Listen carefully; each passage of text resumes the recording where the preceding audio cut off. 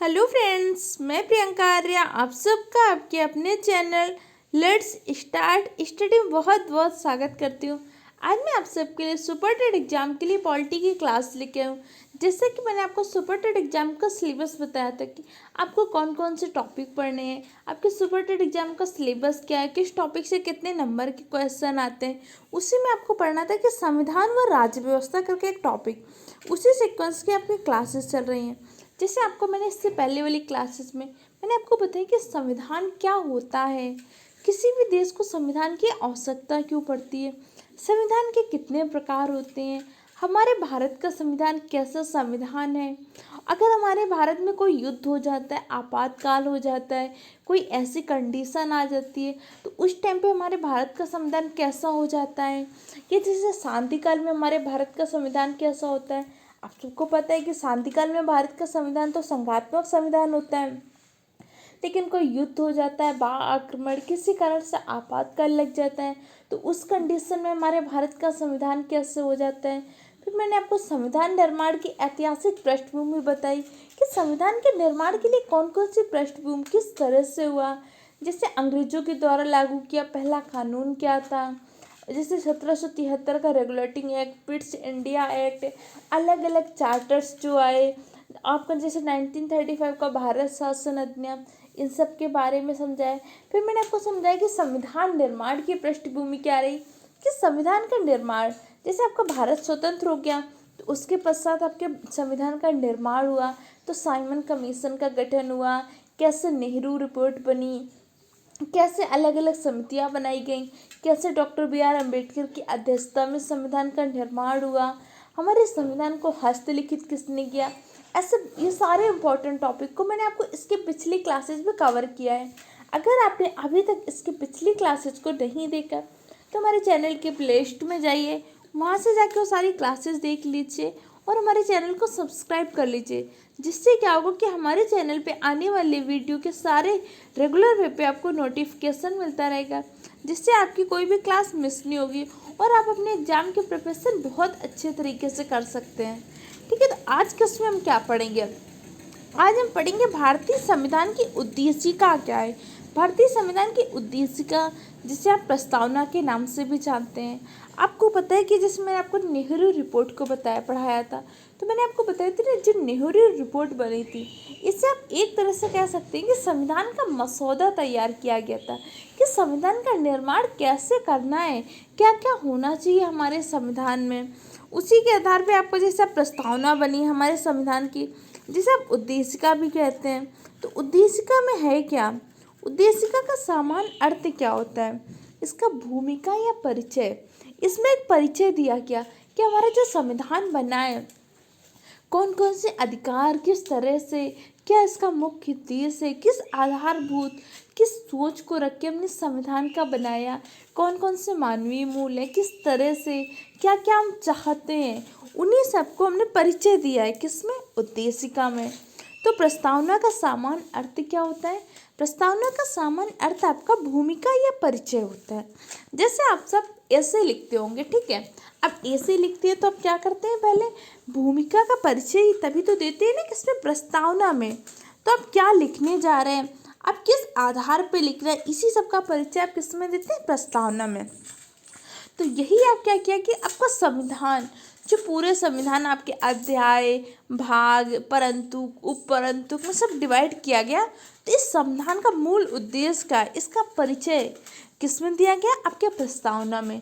तो आज हम इसी प्रस्तावना के बारे में डिस्कस करेंगे। कह रहे भारतीय संविधान की प्रस्तावना का संबंध उसके उद्देश्यों, लक्ष्यों, आदर्शों और आधारभूत सिद्धांतों से, कि भारतीय जो प्रस्तावना का संबंध किससे है, उसके उद्देश्य, कि हमारे संविधान निर्माण का उद्देश्य क्या है, क्यों हम संविधान का निर्माण कर रहे हैं, इसके लक्ष्य, संविधान निर्माण के पश्चात हमारे लक्ष्य कौन कौन से हैं, हमें किस तरह से क्या लक्ष्य लिए गए हैं, क्या हम चाहते हैं संविधान से पूरा करना, आदर्श, कौन से ऐसे आदर्शों का समूह है, कौन कौन से आदर्श है, जैसे हम आदर्श वातावरण निर्माण करना चाहते हैं, एक आदर्श नागरिक का निर्माण करना चाहते हैं, और उसके कुछ आधारभूत सिद्धांत है, इन्हीं सब का संग्रह किसमें, आपके संविधान में। जैसे मैंने आपको बताया था कि संविधान होता क्या है। संविधान आपका दो शब्दों से मिलकर बना है, सम प्लस विधान।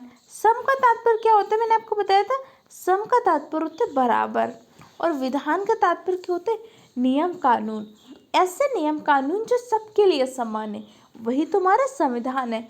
और संविधान के माध्यम से हमारे देश की सामाजिक, आर्थिक, राजनीतिक स्थिति में लोगों को समानता, नागरिकों को अलग अलग अधिकार, सबके लिए समान कानून, ये सब संविधान के द्वारा ही तो मिलता है। अब आपको ये तो पता चला कि संविधान की उद्देशिका है क्या। तो आप आपसे पूछ सकते हैं ना कि उद्देशिका को किसने प्रस्तुत किया था, या उद्देशिका को किसने प्रस्तुत किया था, या उद्देशिका कब प्रस्तुत की गई। तो आपको पता होना चाहिए 13 दिसंबर 1946 को जवाहरलाल नेहरू के द्वारा उद्देशिका को प्रस्तुत किया गया था। उद्देशिका को किसने प्रस्तुत किया है, तो उद्देशिका को जवाहरलाल नेहरू के द्वारा 13 दिसंबर 1946 को प्रस्तुत किया गया। किसको, उद्देशिका को प्रस्तुत किया गया है। अब जैसे आपको पता है कि हमारा उद्देशिका को प्रस्तुत किया गया 1946 में, लेकिन हमारा संविधान कब लागू हुआ था, 1950 में हमारा संविधान लागू हुआ था। ये मैंने आपको इससे पहले वाले वीडियो में बहुत अच्छे से समझाया है। ठीक है, अब हम पढ़ते हैं कि जैसे आपको पता है कि आपके एग्जाम में क्या होता है, एनसीईआरटी से रिलेटेड क्वेश्चन पूछे जाते हैं। इसीलिए मैं क्या कर रही हूँ, आपको एनसीईआरटी से रिलेटेड जितने भी इम्पोर्टेंट फैक्ट्स हैं, इम्पोर्टेंट पॉइंट हैं जो आपके एनसीईआरटी के बुक में दिए हों, उनकी इमेज लगा के आपको समझाती हूँ। जैसे आप देख सकते हैं कि एक भाषण दिया गया था, किसके, डॉक्टर भीमराव अंबेडकर और जवाहरलाल नेहरू के द्वारा, जब हमारा संविधान लागू हुआ था। तो चलिए हम पढ़ लेते हैं क्या बोला था। सबसे पहले हम पढ़ते हैं डॉक्टर भीमराव अंबेडकर के बारे में। तो डॉक्टर भीमराव अंबेडकर का जन्म कब हुआ था, 1891 में, और इनकी मृत्यु कब हुई थी, 1956 में। अब इनका जन्म हुआ कहाँ था, तो मध्य प्रदेश में हुआ था। ये तो हमने डॉक्टर बी आर अम्बेडकर के बारे में जाना। अब जब आपको पता है ये प्रारूप कमेटी, जो प्रारूप समिति बनी थी, मैंने आपको बताया ना, प्रारूप समिति के अध्यक्ष कौन थे, डॉक्टर भीमराव अंबेडकर। और प्रारूप समिति के 7 सदस्य थे, जिनके नाम आपको जानना बहुत इंपॉर्टेंट है। ये मैंने इसके पहले वाले वीडियो में आपको समझाया था, कौन कौन से प्रारूप समिति के अध्यक्ष थे, कौन झंडा समिति का अध्यक्ष था, कौन अलग अलग समिति के, मौलिक अधिकार समिति के अध्यक्ष थे। ये सब मैंने इसके पहले वाले वीडियो में आपको समझाया है। तो डॉक्टर बी आर अम्बेडकर किस समिति के अध्यक्ष थे, तो डॉक्टर बी आर अम्बेडकर प्रारूप समिति के अध्यक्ष थे। अब इन्होंने सामाजिक क्रांतिकारी चिंतक, जातिगत बंटवारे, भेदभाव के खिलाफ अग्रणी आंदोलनकारी भूमिका में निर्वाह किया। जैसे करें इन्होंने क्या किया था, अनुसूचित जनजाति के लिए जो उस टाइम पे जातिगत भेदभाव था, उसके लिए बहुत ही महत्वपूर्ण योगदान दिया था। सामाजिक क्रांतिकारियों में भी बहुत महत्वपूर्ण, इन्होंने महिलाओं की स्थिति पे भी बहुत चिंता की थी, उनकी शिक्षा के लिए भी बात की थी। किसने की थी, डॉक्टर बी आर अम्बेडकर ने। बाद में स्वतंत्र भारत की पहली सरकार जब बनती है, उसमें कानून मंत्री बनते हैं। कौन बनता है, डॉक्टर बी आर अम्बेडकर। और रिपब्लिक पार्टी ऑफ इंडिया के संस्थापक भी हैं।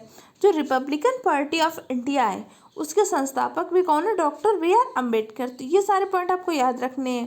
पहले इनका जन्म कब हुआ था, तो 1891 में। कहाँ पे हुआ था, मध्य प्रदेश में हुआ था। ठीक है, और ये क्या हुआ था, भारत की पहली सरकार में कानून मंत्री बने। इसके अलावा इन्होंने एक और पार्टी की स्थापना की थी, रिपब्लिकन पार्टी ऑफ इंडिया। तो ये हमने किसके बारे में जाना, डॉक्टर बी आर अम्बेडकर के बारे में। अब चलिए पढ़ते हैं इनके बारे में जो भाषण डॉक्टर बी आर अम्बेडकर ने दिया। इन्होंने कहा कि 26 जनवरी 1950 को हम विरोधाभास से भरे जीवन में प्रवेश करने जा रहे हैं। राजनीति के मामले में हमारे यहाँ समानता होगी, पर आर्थिक और सामाजिक जीवन असमानताओं से भरा होगा। राजनीति में हम एक व्यक्ति एक वोट और हर वोट का समान महत्व को सिद्धांत को मानेंगे, लेकिन अपने सामाजिक और आर्थिक जीवन में सामाजिक और आर्थिक ढांचे के कारण एक व्यक्ति एक वोट के सिद्धांत को नकारना जारी रखेंगे। हम इस विरोधाभासपूर्ण जीवन को कितने लंबे समय तक जीते रहेंगे। हम अपने सामाजिक और आर्थिक जीवन में कब तक समानता को नकारते रहेंगे। अगर ये नकारना ज़्यादा लंबे समय तक चला तो अपने राजनीतिक लोकतंत्र को इस संकट में डाल देंगे। आप देख सकते हैं कि 26 जनवरी 1950 का भाषण आज वास्तविकता में देखें तो कितना सत्य प्रतीत होता है। उन्होंने कहा कि हम विरोधाभास पर एक जीवन में प्रवेश तो करने जा रहे हैं। राजनीति के मामले में हमारे यहाँ समानता है। जैसे आज देखेंगे तो पॉलिटिकल में तो हमारे यहाँ समानता है कि मतलब किसी भी व्यक्ति को आधार है, मतलब अधिकार है, उसको क्यों क्या होता है, खड़ा हो सकता है चुनाव में, चाहे किसी पार्टी की तरफ से या अलग से ऐसे खड़ा हो सकता है, ठीक है। और प्रत्येक व्यक्ति को एक ही मत देने का अधिकार है। राजनीतिक रूप से तो समानता है, लेकिन क्या आर्थिक और सामाजिक रूप से भी समानता है? बिल्कुल नहीं है। आज आप अपने समाज में ही देख लीजिए, कितना आर्थिक रूप से बहुत ज़्यादा अंतर है। अमीर वर्ग जो हो रहा है अमीर होता चला जा रहा है, और गरीब होता चला जा रहा है। सामाजिक जीवन में कितनी असमानताएं हैं, जबकि संविधान में समानता की बात की गई थी, लेकिन जो आदर्शों की बात की गई थी वो आदर्श अभी तक भी वास्तविक रूप में नहीं आ सके। जिसे इस तरह से डॉक्टर बी.आर. अम्बेडकर ने कहा कि अभी हमें कंफर्म नहीं कह सकते कि हम कब तक इस समानता को प्राप्त कर सकते हैं। और हमने कौन सा सिद्धांत, हर व्यक्ति को एक वोट के सिद्धांत को तो शामिल किया, लेकिन हम क्या करें, एक व्यक्ति एक वोट के सिद्धांत को नकारना जारी रखेंगे। जैसे आप देख सकते हैं कि हम एक वोट तो देते हैं, जिसे कोई भी व्यक्ति भारत का नागरिक है उससे कौन सा वयस्क मताधिकार का सिद्ध प्राप्त है कि जो भी व्यक्ति 18 वर्ष से अधिक उम्र का है उसे मत देने का अधिकार है। लेकिन क्या आपको लगता है इस तरह से बहुत ज़्यादा परिवर्तन हो पा रहा है? नहीं हो पा रहा है, क्योंकि अभी हमें सामाजिक और आर्थिक रूप से भी समानता लानी है। अब चलिए हम पढ़ते हैं 15 अगस्त 1947 की मध्य रात के समय संविधान सभा में जवाहरलाल नेहरू के प्रसिद्ध भाषण को याद रखें। यह आप किसने दिया? तो डॉक्टर बी.आर. अम्बेडकर ने। लेकिन अब हम किसका पढ़ते हैं? जवाहरलाल नेहरू के भाषण के बारे में। तो सबसे पहले हम पढ़ते हैं जवाहरलाल नेहरू के बारे में। जवाहरलाल नेहरू का जन्म कब हुआ था? तो 1889 में हुआ था। इनकी डेथ कब हुई थी? तो इनकी डेथ हुई थी 1964 में। जन्म कहाँ हुआ था? तो उत्तर प्रदेश में हुआ था। कहाँ पे हुआ था? उत्तर प्रदेश में। और अंतरिम सरकार के प्रधानमंत्री बने। जब अंतरिम सरकार बनी थी तो उस टाइम पे क्या हुआ था? अंतरिम सरकार के प्रधानमंत्री बने थे कौन? जवाहरलाल नेहरू। वकील थे और एक कांग्रेस का नेता भी थे। और ये किसके पुत्र थे? आपको पता है किसके पुत्र थे जवाहरलाल नेहरू? मोतीलाल नेहरू के पुत्र थे। साम्राज्यवाद, लोकतंत्र और साम्राज्यवाद के विरोध के पक्षधर में थे और बाद में भारत के प्रथम प्रधानमंत्री भी बने कौन? जवाहरलाल नेहरू। तो यहाँ पे एक और वर्ड आया जिसके बारे में आपको पता होना चाहिए, अंतरिम सरकार क्या होती है। जैसे आप सबको पता है कि भारत में पहले क्या हुआ था? अंतरिम सरकार बनी थी। तो अंतरिम सरकार में भी पीएम कौन बना था? जवाहरलाल नेहरू। अब आपको अंतरिम सरकार को हम एक एग्जाम्पल के थ्रू समझाने का प्रयास करते हैं। जैसे आपको पता है कि क्या हुआ था, नेपाल पहले क्या था? एक राजतंत्र देश था, ठीक है। वहाँ पे क्या होता है? राजा का शासन चलता था, जिसमें आपको पता है राजतंत्र होता है, लोकतंत्र होता है। उसी प्रकार नेपाल क्या था? एक राजतंत्र देश था। फिर धीरे धीरे एक समय पश्चात क्या होता है, नेपाल में कैसे होता है? लोकतंत्र की मांग उठती है, उसके लिए आंदोलन होता है, लगभग काफ़ी समय तक आंदोलन होता रहता है। फिर 2006 में नेपाल को क्या मिलता है? लोकतंत्र मिलता है। अब जब नेपाल को लोकतंत्र मिल गया, इससे पहले वहाँ की शासन व्यवस्था कैसी थी? राजतंत्र के आधार पे। तो जो संविधान था तो राजतंत्र के सिद्धांतों के आधार पे बना होगा ना। अब आपने क्या किया? लोकतंत्र लागू किया है। तो आपको जो संविधान चाहिए तो कैसा चाहिए? लोकतंत्र के सिद्धांतों के आधार पर संविधान चाहिए ना। तो इसीलिए क्या होता है, नेपाल में अंतरिम संविधान बनता है। इसी तरह से क्या होता है, आपकी अंतरिम सरकार भी होती है कि जैसे जब हमारा भारत स्वतंत्र हो रहा था तो उस समय एक अंतरिम सरकार का गठन किया गया था कि हमारा कार्यभार, जितनी जिम्मेदारियां इस तरह से निर्वहन करना है। उसी समय क्या हुआ था, अंतरिम सरकार के प्रधानमंत्री कौन बने थे? पंडित जवाहरलाल नेहरू। और भारत के भी प्रथम प्रधानमंत्री कौन बने थे? पंडित जवाहरलाल नेहरू। तो चलिए अब हम इनके भाषण के बारे में पढ़ते हैं, जिन्होंने 15 अगस्त 1947 को दिया था, जब हमारा भारत क्या हुआ था? स्वतंत्रता दिवस स्वतंत्र हुआ था। उस समय इन्होंने एक भाषण दिया था। इन्होंने कहा कि वर्षों पहले हम अपनी नियत के साथ साक्षात्कार किया था और अब वक्त आ गया है कि हम अपने वादों पर अमल करें। पूरी तरह से, हर तरह से नहीं तो काफ़ी हद तक तो करें। घड़ियाँ जब ठीक मध्य रात्रि का घंटा बजाएंगी, जब सारी दुनिया सोती होगी, तब भारत नए जीवन की शुरुआत करेगा, आज़ाद होगा। इतिहास में कभी कभार ही सही, पर एक ऐसा क्षण जरूर आता है जब हम पुरानी को छोड़ के नए में प्रवेश करते हैं। जब एक युग का अंत होता है, लंबे समय से किसी राष्ट्र की दबी हुई आत्मा प्रतिस्फुट होती है, आवाज पाती है। ऐसे पवित्र क्षण में हम अपने आप को, भारत और उसके लोगों को तो उससे अधिक मानवता की सेवा में समर्पित करें। यही हमारे लिए क्या उचित है। आज़ादी और सत्ता जिम्मेदारियां लाती है। भारत के संप्रभु लोगों का प्रतिनिधित्व करने वाली इस संप्रभुता संपन्न सभा के ऊपर अब जिम्मेदारी है कि आज़ादी के जन्म से पूर्व हमने पूरी प्रसव पीड़ा झेली है। इस क्रम में दुखों से हमारा दिल भारी है। इसमें से कुछ दर्द अभी भी बने हैं, फिर भी इतिहास अब बीत चुका है। अब हमें भविष्य सुनहरे संकेत दे रहा है। यह भविष्य बहुत आराम करने या सुस्ताने का नहीं, बल्कि उन वादों को पूरा करने के लिए निरंतर प्रयास करने का है जिन्हें हमने अवसर दिया अक्सर किया था। और एक शपथ हम आज भी लेंगे। भारत की सेवा करने का अर्थ है दुख और परेशानियों में पड़े लाखों करोड़ों लोगों की सेवा करना है। इसका अर्थ है दरिद्रता का, अज्ञान का, बीमारियों का, अवसर के असमानता का अंत। हमारे युग के महानतम आदमी की कामना हर आंख से आंसू पोंछने की है। संभव है यह काम हमारे भर से पूरा ना हो, पर जब तक लोगों के आंखों में आंसू हैं, कष्ट तक है, तब तक हमारा काम खत्म नहीं होगा। तो ये किसका भाषण था? आपका जवाहरलाल नेहरू का। अब जैसे आप शॉर्ट में समझिए, जवाहरलाल नेहरू के भाषण में अब जब 15 अगस्त 1947 को हमारा भारत देश आज़ाद होने वाला था, तो उस समय का भाषण कहा गया। उन्होंने कहा कि इसके लिए, इस स्वतंत्रता के लिए हमने कितना, इसकी उन्होंने संज्ञा किससे दी? प्रसव पीड़ा से दी थी। उन्होंने कहा इसके लिए हमने ना जाने कितना दर्द झेला है।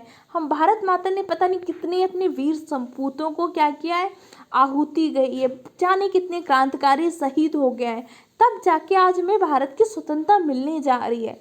अभी स्वतंत्रता का मिलने का मतलब ये नहीं है उन्होंने बोला कि हम आराम करें, सुस्ताएं, बल्कि हमें क्या करना है, और अच्छे से काम करना है। जो हमने वादे किए थे कि हमें भारत के लिए ये करना है, जो हमने अपने भारत देश के लिए सपने देखे थे कि हमें एक अच्छा नागरिक बन के देश का, राष्ट्र का विकास करना है, वो सब करना है। और जवाहरलाल नेहरू ने कहा कि भारत की सेवा करने का मतलब क्या है? भारत में जितने भी लोग हैं, जो दरिद्रता हो, अज्ञानता हो, जिस भी तरह से अगर उनके पास दुख है तो हमें उस दुख को दूर करना है। यही हमारा क्या होता है, मुख्य लक्ष्य होना चाहिए। ठीक है, ये किसका भाषण था? जवाहरलाल नेहरू का। आप देख सकते हैं कि जवाहरलाल नेहरू का भाषण उस समय पे उन्होंने उस पूरे को बयां किया कि किस तरह से हमने संघर्ष किया, किस तरह से हमें आज़ादी मिली है। अब इसके अलावा ये तो बहुत ही महत्वपूर्ण भाषण है। इसके अलावा एक सोमनाथ लाहिड़ी, इनके बारे में पढ़ लेते हैं। सोमनाथ लाहिड़ी का जन्म कब हुआ था? 1901 में, और इनकी मृत्यु कब हुई थी? 1984 में। इनका जन्म कहाँ पे हुआ था? तो पश्चिम बंगाल में। लेखक और संपादक थे। इसके अलावा भारतीय कम्युनिस्ट पार्टी के नेता भी थे। अब आप पढ़ क्या रहे थे? हमारे संविधान की प्रस्तावना। उसी प्रस्तावना को किसने उत्पादित किया था या किसने लाया था? तो कौन लाया था? जवाहरलाल नेहरू। और उसी से 15 अगस्त 1947 का जवाहरलाल नेहरू का भाषण और गणतंत्र दिवस के समय के डॉक्टर BR अम्बेडकर का आपने भाषण पढ़ा। अब आप पढ़ते हैं कि संविधान सभा ने इसको पारित कब किया था? तो 22 जनवरी 1947 को पारित किया था। किसको? और इसके पश्चात संविधान के 42वें संशोधन 1976 के द्वारा यह संशोधित उद्देशिका, जो आपकी उद्देशिका बननी थी, वो उद्देशिका का क्या हुआ था? 1976 में संशोधन हुआ था। संशोधन करके कुछ शब्द जोड़े गए थे। अब चलिए हम पढ़ लेते हैं संशोधन के पश्चात जो हमारी उद्देशिका है। हमारी उद्देशिका में क्या कह रहा है? हम भारत के लोग भारत को संपूर्ण प्रभुत्व संपन्न, समाजवादी, पंथ निरपेक्ष, लोकतंत्रात्मक गणराज्य बनाने के लिए तथा उसके समस्त नागरिकों को सामाजिक, आर्थिक, राजनीतिक, न्याय, विचार, अभिव्यक्ति, विश्वास, धर्म, उपासना की स्वतंत्रता देते हैं। ये हमारे किसमें? उद्देशिका में। अब हम चलिए पढ़ते हैं। ये हमारी NCERT के बुक में ये इमेज भी लगी हुई है, तो अब इसका एक एक अर्थ समझने का प्रयास करते हैं। जैसे पहले कह रहे हैं हम भारत के लोग, तो हम भारत के लोग पता है कहाँ से लिया गया? रूसों का एक विचार था। अमेरिका के संविधान में रूसों का एक था हम लोग। रूसों का क्या था? हम लोग। तो वहाँ से हमने ग्रहण करके उसको अपने यहाँ जोड़ा, हम भारत के लोग। अब हम भारत के लोग से क्यों जोड़ा गया, इसका अर्थ समझते हैं। भारत के संविधान का निर्माण और अधिनियमन जो हुआ, भारत के लोगों ने अपने प्रतिनिधियों के माध्यम से किया है, ना कि इसे किसी राजा या बाहर आदमी ने बनाया। जैसे हमारे भारत का संविधान हुआ है, तो मैंने आपको बताया संविधान के लिए क्या हुआ? सदस्य हुए थे।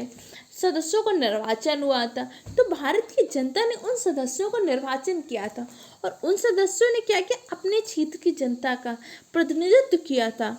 इसलिए हमारे यहाँ वर्ड लिया गया, हम भारत के लोग भारत को, हम भारत के लोग भारत को, मतलब कि हमारा जो संविधान बने, हम सब भारत के लोग, हम जितने भी भारत के नागरिक हैं, इन सबको लेके किया गया है।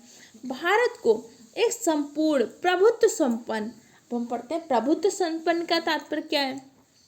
प्रभुत्व संपन्न का तात्पर्य लोगों को अपने से जुड़े हर मामले में फैसला करने का सर्वोच्च अधिकार है। कोई भी बाहरी शक्ति भारत की सरकार को आदेश नहीं दे सकती। जैसे स्वतंत्रता से पूर्व तक हम क्या थे, प्रभुत्व संपन्न नहीं थे, लेकिन अब हम क्या है, प्रभुत्व संपन्न। हम भारत के लोग भारत को एक प्रभुत्व संपन्न है, मतलब क्या है कि अब हम धर्म रूप से संपन्न है। हम अपने देश के कोई भी निर्णय हम स्वयं ले सकते, कोई भी विदेशी शक्ति हमारे यहाँ ना ही निर्णय ले सकती, ना ही अपने निर्णय को हमारे ऊपर थोप सकती है। हम क्या प्रभुत्व संपन्न है।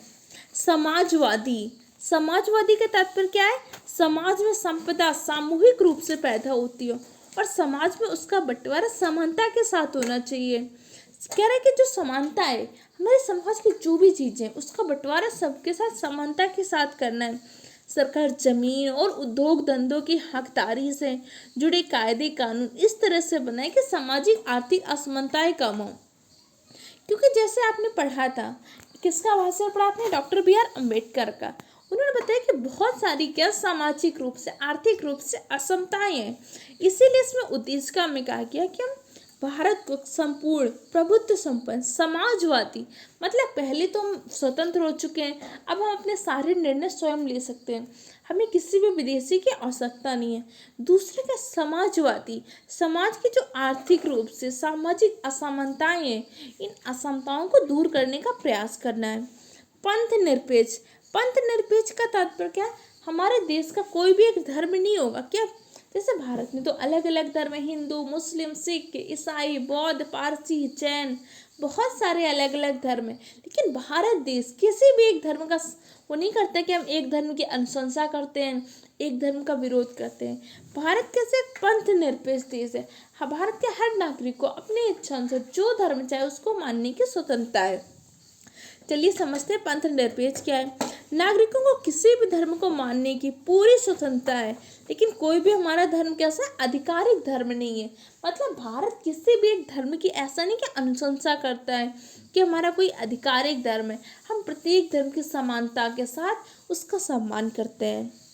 सरकार सभी धार्मिक मान्यताओं आचरणों को सम्मान देती है। जैसे आपको पता है कि कुंभ मेला का आयोजन होता है, तो भारत सरकार करवाती है ना कुंभ मेला का, या प्रदेश सरकार कुंभ मेला में सहयोग करती है। अब कोई मुसलमान कहता है कि उसे हज यात्रा में जाना है, तो सरकार उसके लिए भी तो व्यवस्था करती है।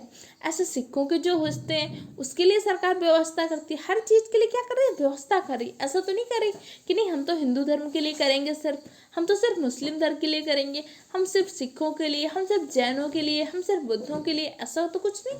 सरकार हर धर्म का सम्मान करती है और उसके नागरिक के लिए जो व्यवस्था सरकार की तरफ से होनी चाहिए सरकार उसको भी करती है। अब आप समझ गए पंथ निरपेक्ष का तात्पर्य क्या हुआ। पंथ निरपेक्ष का तात्पर्य भारत एक ऐसा देश है जहाँ पे कोई आधिकारिक धर्म नहीं है। भारत हर धर्म की समानता के साथ सम्मान करता है। लोकतंत्रात्मक, लोकतंत्रात्मक की अगर परिभाषा समझना चाहें तो एक अब्राहम लिंकन ने परिभाषा दी, लोगों का लोगों के द्वारा लोगों के लिए शासन। यही आपका क्या होता है, लोकतंत्रात्मक। जैसे भारत एक कैसा देश है, लोकतांत्रिक देश है। कह रहे सरकार के एक ऐसा स्वरूप जिसमें लोगों को समान राजनीतिक अधिकार प्राप्त हो, लोग अपने शासन का चुनाव करते हैं, उसे जवाबदेह बनाते हैं। ये सरकार कुछ बुनियादी नियमों के अनुरूप चलती है। लोकतंत्रात्मक सरकार के एक ऐसा स्वरूप जिसमें सरकार क्या करे, लोगों के द्वारा।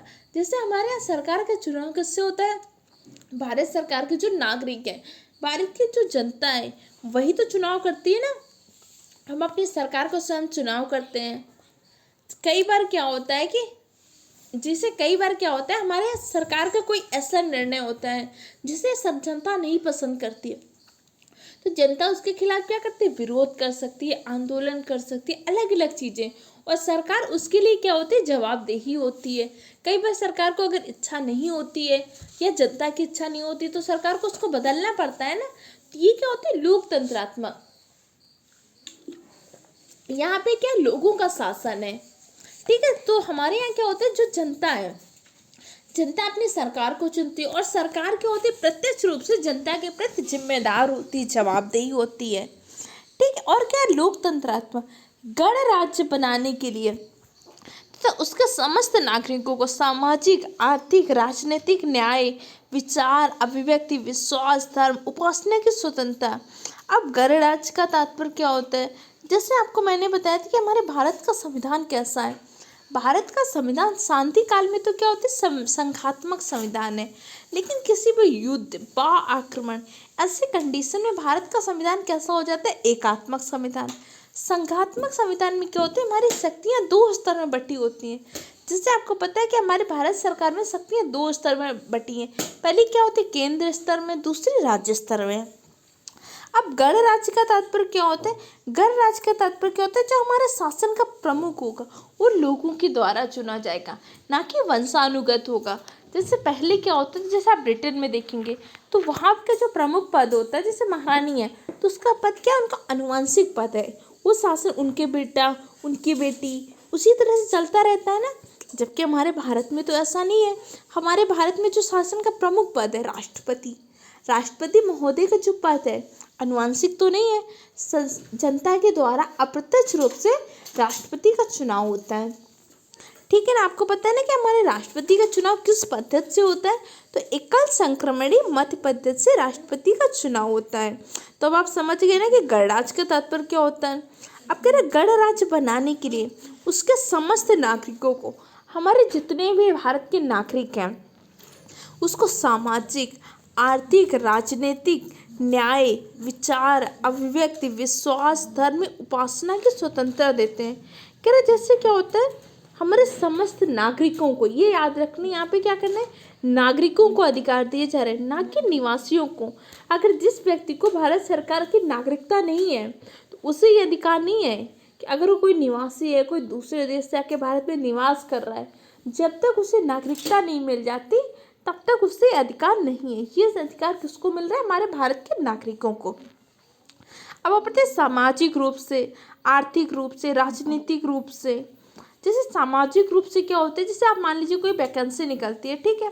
अब वैकेंसी निकलती है तो सबको समान रूप से अधिकार होता है ना कि उस पर भर सके, उसको भर सके। उसके पश्चात क्या होता है, उसमें अपनी कंपटीशन से एग्जाम देता है। जैसे आपको पता है कि अब आप इसमें क्वेश्चन करेंगे कि मैम कुछ कैटेगरी के लिए क्या होता है, रिजर्वेशन होता है। जैसे SC ST के लिए कुछ रिजर्वेशन होते हैं, किसी के लिए थोड़ा रिजर्वेशन होता है। तब आप सोच रहे होंगे अगर समानता है तो रिजर्वेशन क्यों दिया जा रहा है। समानता तो है, लेकिन रिजर्वेशन देने का मुख्य कारण क्या है। रिजर्वेशन इसलिए दिए जाते हैं कि आपको, जैसे आपको पता होगा दो वर्ड क्या होते हैं, समता और समानता। समता किस लिए दिया जाता है और समानता, समानता का तात्पर्य क्या होता है, सब कुछ सबके लिए बराबर, ठीक है, वो हमारी क्या होती है, समानता। लेकिन समता जो थोड़ा सा पीछे रह गया है, उसको बराबरी पे लाने के लिए हम क्या करते हैं, समानता पे लाने के लिए इस वाले समता प्रदान करते हैं। जैसे आपको सबको पता है कि जैसे आप मान लीजिए कि ये पहले मान लीजिए पुरुषों का शिक्षा स्तर है, ठीक है, ये महिला का शिक्षा स्तर है। ये महिला का शिक्षा स्तर पुरुषों का शिक्षा स्तर से कम है ना, तो अभी हम क्या पे कर रहे हैं, यहाँ पे कुछ रिजर्वेशन दे रहे हैं कि पहले इसके इक्वल तो आ जाएं, जब इसके इक्वल आ जाएंगे तब हम समानता करेंगे ना। इसीलिए ऐसे कुछ आपकी कैटेगरी होती हैं, जैसे SC ST होती है, उनको क्या कहते हैं, कुछ रिजर्वेशन देखते हैं कि रिजर्वेशन देखिए पहले उसके इक्वल तो आ जाए। इसलिए हम क्या करते हैं, समता प्रदान करते हैं कि जब उसके इक्वल आ जाएंगी तो हम स्वतः ही क्या कर देंगे, समानता कर देंगे। तो यहाँ पे क्या, हर भारत के नागरिक को सामाजिक रूप से, आर्थिक रूप से, राजनीतिक रूप से समानता देने का प्रयास है। और न्याय, अब हम पढ़ते हैं न्याय क्या होता है। न्याय का तात्पर्य क्या है, नागरिकों के साथ, उनके साथ किसी भी आधार पे हम कोई भेदभाव नहीं करेंगे। जो भी नियम कानून है सबके लिए बराबर है।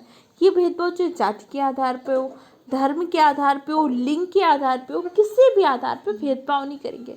ऐसा तो नहीं करते ना कि इसमें इसी व्यक्ति कास्ट का, इसमें महिला ही जाएगी, ऐसा किसी भी प्रकार का भेदभाव नहीं करते ना, सबके साथ हम समान रूप से व्यवहार करते हैं। अब इसके अलावा क्या, विचार की, अभिव्यक्ति की, विश्वास, धर्म, उपासना की स्वतंत्रता। हमें क्या, विचार की स्वतंत्रता है, अभिव्यक्ति की स्वतंत्रता, हम कोई भी विचार कर सकते हैं, कोई भी अभिव्यक्ति, हम अपने मन में जो भी विचार है उसकी अभिव्यक्ति कर सकते हैं। लेकिन हमें ध्यान रखना है हमारी अभिव्यक्ति ऐसी हो, ऐसा ना हो कि देश के विरुद्ध हो, या किसी के मान हानि के विरुद्ध हो, या ऐसा हो किसी का हम अपमान कर दें, कोई ऐसा काम कर दें, उसमें हमारी अभिव्यक्ति नहीं होती। बाकी समानता में क्या होती है, अभिव्यक्ति की स्वतंत्रता होती है। ठीक, उसके अलावा विश्वास, धर्म और उपासना की स्वतंत्रता। हमें अधिकार है कि हम जो चाहें विश्वास कर लें। हमें विश्वास है कि हमें मंदिर जाने से अच्छा लगता है तो ये हमारा विश्वास है ना। हमें मस्जिद जाना पसंद है, रोजा रखना अच्छा लगता है तो ये हमारा विश्वास है। धर्म और उपासना की स्वतंत्रता, हम जिस धर्म को चाहें, जिस धर्म में हमारी आस्था हो उस धर्म को अपना सकते हैं। हमें हिंदू धर्म में आस्था है, हम हिंदू धर्म को अपना सकते हैं। मुस्लिम में आस्था है, हम उस धर्म को अपना सकते हैं। सिख धर्म में आस्था है, हम सिख धर्म को अपना सकते हैं। सरकार इसमें कोई विरोध नहीं करती, कोई आपके ऊपर हस्तक्षेप नहीं करते। उपासना की स्वतंत्रता, जिस तरीके से हम चाहें अपने इष्ट की, अपने आराध्य की, अपने भगवान की उपासना कर सकते हैं। जैसे कुछ क्या होते हैं, व्रत रख रहे हैं तो कुछ रोजा रख रहे हैं, तो कुछ अलग तरीके से, कुछ गुरुद्वारा जा रहे हैं तो कुछ चादर चढ़ा रहे हैं। हमारे अलग अलग तरीके हैं ना उपासना के, ये भी हमें स्वतंत्रता है कि हम जिस तरीके से उपासना कर सकते हैं, ये हमें स्वतंत्रता दी गई है। प्रतिष्ठा और अवसर की समता। अब प्रतिष्ठा और अवसर की समता क्या होता है, उससे पहले हम पढ़ते हैं स्वतंत्रता क्या है। नागरिक कैसे सोचें, किस तरह से अपने विचारों को अभिव्यक्त करें और अपने विचारों पर किस तरह से अमल करें, इस तरह से कोई पाबंदी नहीं है। हम जिस तरह से चाहें, हमारे जिस तरह से ड्रेसेस पहनने का मन होता है हम उस तरह से पहन सकते हैं ना। हमारे जिस कॉलेज में जिस पढ़ाई को करने का मन है हम कर सकते हैं ना। हमें स्वतंत्रता दी गई सामाजिक रूप से, आर्थिक रूप से, राजनीतिक रूप से अपने विचारों को अभिव्यक्त करने के लिए, अपने विश्वास को मानने के लिए, अपने धर्म के आधार पर उपासना करने की स्वतंत्रता है। इसके अलावा क्या हो, प्रतिष्ठा और अवसर की समता प्राप्त करने के लिए। अब प्रतिष्ठा और अवसर की समता प्राप्त करने के लिए तात्पर्य क्या होता है, जैसे किसी भी व्यक्ति है तो उसकी क्या होती है, कुछ प्रतिष्ठा होती है, उसके लिए कुछ अवसर चाहिए, कुछ उसे समता चाहिए, तभी तो जिससे क्या होता है कोई जॉब निकलती है तो उसको अवसर मिलता है ना। तो इसी तरह से हमारे यहाँ क्या, प्रतिष्ठा और अवसर की समता।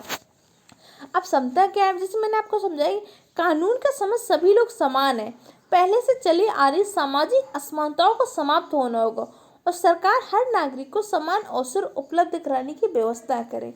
जैसे मैंने आपको बताया कि जैसे आप मान लीजिए कि महिला पुरुष को शिक्षा का अनुपात कम है तो पहले हम क्या कर रहे हैं, महिलाओं को थोड़ा सा रिजर्वेशन दे रहे हैं कि पहले वो पुरुषों के बराबर आ जाए, तब हम समानता करेंगे ना। तो थोड़ा सा जब सपोर्ट दे रहे हैं, यही आपका सपोर्ट क्या होता है, समता होती है। ठीक, और उन सब में व्यक्ति की गरिमा और राष्ट्र की एकता और अखंडता को सुनिश्चित करने वाली बंधुता बढ़ाने के लिए। अब कह रहे हैं इन सब में हमें क्या करना है, व्यक्ति की गरिमा का ध्यान रखना है और राष्ट्र की एकता और अखंडता। जैसे हर व्यक्ति की गरिमा होती है, आप किसी भी सेक्टर में काम कर रहे हो, कहीं भी रह रहे हो, आपको अपनी गरिमा, अपनी आत्मसम्मान को ध्यान रखना होता है। आपको वैसी ही परिस्थितियाँ चाहिए। अब आप जैसे गवर्नमेंट टीचर बन के स्कूल में जाएंगे तो आप चाहेंगे ना कि हमें हमारी गरिमा के अनुसार वातावरण मिले, ऐसा माहौल मिले। ऐसा तो नहीं कि आप ऐसे माहौल में रहना चाहेंगे जहाँ आपकी गरिमा, आपके आत्मसम्मान का ही ध्यान न रखा जाए, आपके आत्मसम्मान को कुचल दिया जाए। इसलिए संविधान ने कहा प्रत्येक व्यक्ति को उसकी गरिमा के आधार पे काम, गरिमा के आधार पे गरिमा का हमें ध्यान रखना है और राष्ट्र की एकता और अखंडता को सुनिश्चित करने वाली बंधुता बढ़ाने के लिए। अब आपको एकता और अखंडता का मतलब समझाते हैं। एकता क्या होता है और अखंडता क्या होता है। जैसे आपको पता है एकता क्या होता है, एकता आपकी कैसी होती है, मानवीय होती है, जबकि अखंडता आपकी कैसी होती है, अखंडता आपकी भौगोलिक होती है।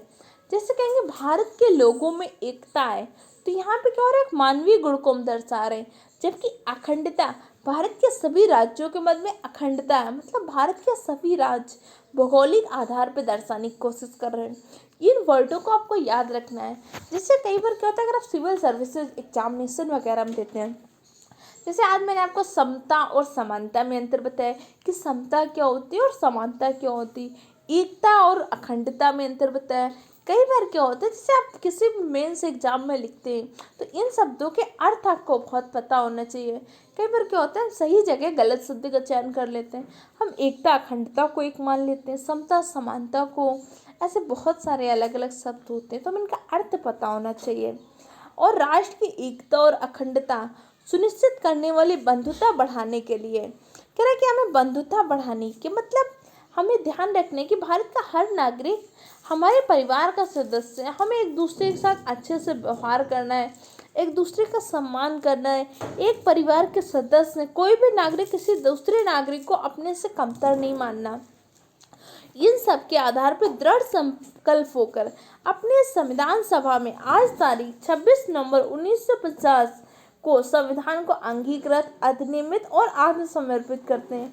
हमने संविधान का अंगीकरण कब किया? 26 नवंबर 1950 को। और आत्म अर्पित करते हैं, हम एक दूसरे को अर्पित करते हैं कि हम भारत के नागरिक हैं और इस आधार पर हम इस उद्देश्य का पालन करेंगे। हमसे एक अपेक्षा रखी जाती है कि हम जो उद्देशिका में जो बातें कही गई, इन बातों का अपने जीवन में, अपने समाज में, लोगों के साथ व्यवहार करने में इन सब का पालन करें। और एक शिक्षक का बहुत ही महत्वपूर्ण दायित्व होता है कि जब भी बच्चों को पढ़ाना है, उन्हें एक योग्य नागरिक बनाना है ताकि वो राष्ट्र के निर्माण में अपनी भागीदारी दे सके। ठीक है, अब चलिए आपने संविधान की उद्देशिका तो पढ़ ली, इसके सारे महत्वपूर्ण अर्थ को समझ लिया। अब इसके अलावा पढ़ते हैं कि हम क्या है उद्देशिका के बारे में कुछ इंपॉर्टेंट पॉइंट। जैसे उस टाइम की आप इमेज देख सकते हैं, तो संविधान सभा के अध्यक्ष कौन थे? डॉक्टर राजेंद्र प्रसाद को भारतीय संविधान सुपुर्द करते doctor B R Ambedkar. Doctor B R Ambedkar से संविधान का निर्माण हो गया, तो उस समय संविधान सभा के स्थायी अध्यक्ष कौन थे? डॉक्टर राजेंद्र प्रसाद। ये मैंने आपको पहले समझाया था, तो उनको संविधान सुपुर्द करते हुए। अब आपको जैसे पता है कि मैंने आपको बताया था कि 1976 में आपकी उद्देशिका में कुछ संशोधन किया गया था। आपने जो उद्देशिका अभी पढ़ी कौन सी थी? संशोधित उद्देशिका को पढ़ा है ना, कि इसमें कुछ संशोधन किए गए। तो पूछ सकता है ना कि कौन कौन से शब्द जोड़े गए थे उद्देशिका में संशोधन के द्वारा। तो पहला शब्द था आपका समाजवादी, पंथनिरपेक्ष और राष्ट्र की अखंडता। ये तीन शब्द हैं जिसको किसमें संविधान संशोधन 1976 में उद्देशिका में जोड़े गए थे। समाजवादी क्या होती? सामाजिक, आर्थिक, राजनीतिक रूप से भारत के प्रत्येक नागरिक को समानता है। पंथनिरपेक्ष, भारत का कोई भी आधिकारिक धर्म नहीं है, भारत सभी धर्मों का पालन करता है, सभी धर्मों के सम्मान करता है। राष्ट्र की अखंडता, हम अखंडता कैसा गुण है? तो अखंडता एक भौगोलिक गुण है, जबकि एकता कैसा है? मानवीय गुण है। ठीक, अब संविधान की प्रस्तावना को डॉक्टर बी आर अम्बेडकर ने संविधान की कुंजी कहा था। किसने बोला था? संविधान की कुंजी। लेकिन इस बात को याद रखना, हमारा सुप्रीम कोर्ट संविधान के किसी भी भाग को संविधान की कुंजी या संविधान की आत्मा ऐसा कुछ नहीं मानता है। इसके अलावा एक और आपको पॉइंट याद रखना है, अगर पूछता है सुप्रीम कोर्ट की जो उद्देशिका है क्या न्यायालय में प्रवर्तनीय है, तो सुप्रीम कोर्ट में हमारी उद्देशिका जो है सुप्रीम कोर्ट या किसी भी न्यायालय में प्रवर्तनीय नहीं है। अब प्रवर्तनीय का तात्पर्य क्या होता है? हम इसके खिलाफ जा नहीं सकते कि हमारी उद्देशिका में जैसे कहा गया कि सामाजिक, आर्थिक रूप के साथ सबके साथ समानता होनी चाहिए। क्या आपको लगता है ऐसे? बिल्कुल नहीं, अभी भी नहीं है। सामाजिक, आर्थिक रूप से सबके साथ तो समानता होती है, तो सब इक्वल होते हैं। ऐसे एक आदर्श लिया गया कि हमें एक ऐसे समाज का निर्माण कराना है जहाँ सब सामाजिक रूप से, आर्थिक रूप से, राजनीतिक रूप से समान हो। तो इसलिए हमारी जो संविधान की उद्देशिका है यह न्यायालय द्वारा प्रवर्तनीय नहीं है। हाँ, इन आदर्शों के आधार पर हम अपने नियम कानून इन्हीं आदर्शों के आधार पर बनाते हैं। आप इस पॉइंट को याद रखिएगा। इसके अलावा आपका क्या होता है, 1973 में केशवानंद भारती मामला होता है। ये बहुत ही महत्वपूर्ण है। एक्चुअली केशवानंद कौन थे? तो ये केरल के एक मठाधीश थे। अब इन्होंने क्या हुआ था, इनका एक केस लड़ा था सुप्रीम कोर्ट में, डाला था। उस केस में तो ये हार गए थे, लेकिन ये मामला बहुत फेमस हो गया था क्योंकि इस मामले में ये पूछा गया था कि क्या कभी भी हम जो उद्देशिका है उसमें संशोधन कर सकते हैं कि नहीं कर सकते। तब आपकी सुप्रीम कोर्ट ने कहा था कि हम संसद को अधिकार है कि वह क्या कर सकता है कि किसी भी भाग में संशोधन कर सकता है, लेकिन मूल भावना, उसके मूल ढांचा को नुकसान पहुंचाए बिना, कि जो उसका मूल ढांचा है उसको में हम कोई भी संशोधन नहीं कर सकते। जिस आधार पे हमारी संविधान की उद्देशिका बनी है उसमें परिवर्तन नहीं कर सकते। बाकी जो छोटा बहुत संशोधन है उसमें संशोधन कर सकते हैं। प्रस्तावना हमारे संविधान का अभिन्न अंग है। सुप्रीम कोर्ट ने कहा कि प्रस्तावना जो है हमारे संविधान का अभिन्न अंग है, इसलिए हम प्रस्तावना के मूल ढांचा में परिवर्तन नहीं कर सकते, लेकिन कुछ संशोधन की आवश्यकता होगी तो हम उद्देशिका में भी क्या कर सकते हैं, संशोधन कर सकते हैं।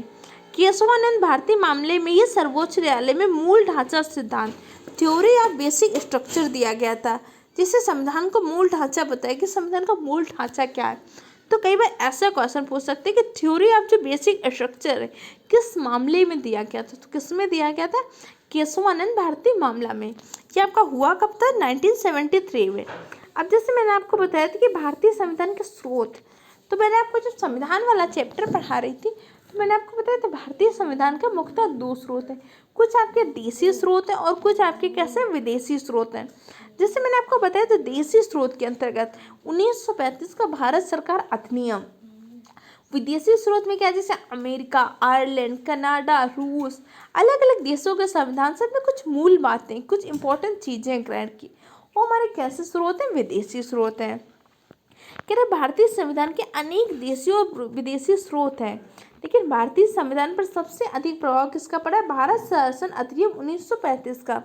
भारतीय संविधान के 395 अनुच्छेदों में लगभग 250 अनुच्छेद ऐसे हैं जो 1935 के अधिनियम से शब्दशः लिए गए या थोड़े से परिवर्तन। उन्होंने कहा कि जो 1935 का भारत सरकार अधिनियम बनता है, शासन अधिनियम, तो हमारे जो 395 अनुच्छेद मूल ढांचा में थे संविधान के, उसमें लगभग 250 या तो आपके ऐसे हैं जिसको या तो बिल्कुल वैसे लिया गया या थोड़ा बहुत परिवर्तन किया गया है। तो आज आपने संविधान की प्रस्तावना, उद्देशिका के बारे में जाना, इसके जो महत्वपूर्ण शब्द हैं उनके बारे में जाना। इसके अगले वीडियो में हम भारतीय संविधान के स्रोत के बारे में पढ़ेंगे कि भारतीय संविधान के देशी स्रोत में 1935 के भारत शासन अधिनियम से हमने क्या क्या ग्रहण किया, फिर विदेशी स्रोत में किस देश के संविधान से हमने क्या ग्रहण किया, जैसे नीति निर्देशक किससे ग्रहण किया, सब और अलग अलग चीज़ें में किससे किससे क्या ग्रहण किया, इन सब के बारे में हम नेक्स्ट वीडियो में पढ़ेंगे। अगर आपको कोई भी चीज़ समझ में नहीं आई हो तो हमसे कमेंट करके पूछ सकते हैं। अगर आपको वीडियो हेल्पफुल लगा हो तो हमारे चैनल को सब्सक्राइब करें, वीडियो को लाइक करें और अपने दूसरे फ्रेंड के साथ भी शेयर करें। हमारे चैनल पे सुपर टेट एग्ज़ाम के लिए क्लासेस चल रही है, सीटेट एग्ज़ाम के लिए क्लासेस चल रही हैं, केवीएस एग्ज़ाम के लिए भी क्लासेस स्टार्ट होने वाली हैं। आप इन सारी क्लासेस की प्लेलिस्ट बनी हुई है, आप इन सारी क्लासेस की प्लेलिस्ट से जाके क्लासेस देखिए, नोट्स बनाइए और रेगुलर वे में रिविजन करते रहिए। और अगर आपको पीडीएफ फॉर्म में नोट्स चाहिए तो हमारे Telegram channel let's start study को सर्च करके ज्वाइन कर लीजिए। Okay friend, thank you for the watching my video.